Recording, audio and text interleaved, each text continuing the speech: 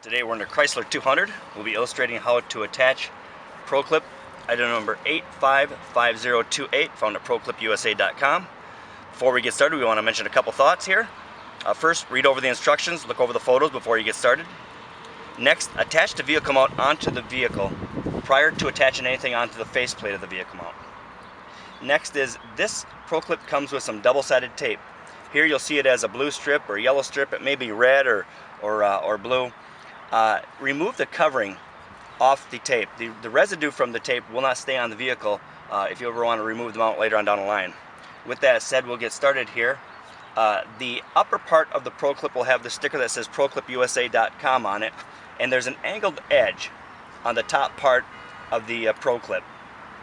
That angled edge, when it's attached to the vehicle, will go into a seam that is between, there's the right vent of the center console area. There's a panel around it, or a frame around the vent, and inside the vent, if you put your finger in here, you'll feel there's a seam. Well, that angled edge will need to go into that seam, and it's a very tight seam, but that'll be at the end of the process. The lower part of the ProClip has a swooping edge, and that actually is a curve that matches with the curve of the lower center console here. It's a harder plastic, and that will actually curve in behind there, and when the tape is off, it'll actually rest on the bottom portion of the padded part of your dash.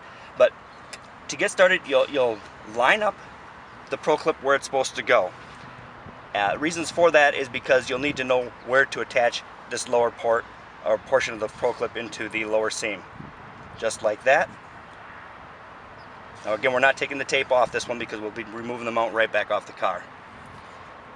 Now as you rotate the mount upward, make sure it's lined up with the opening in the vent, and you'll set your fingers under the upper part of the ProClip, and you're going to lift it up and slide that angled edge into that seam.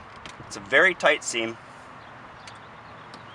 just like that, and you'll need to push down on top of the ProClip a little bit, maybe wiggle it around a little bit in there, and as long as it's nice flush down, it'll be in the seam and it won't go back and forth. So you'll have a nice solid mounting platform to attach a device holder onto. We hope this illustration helps. Have a great day.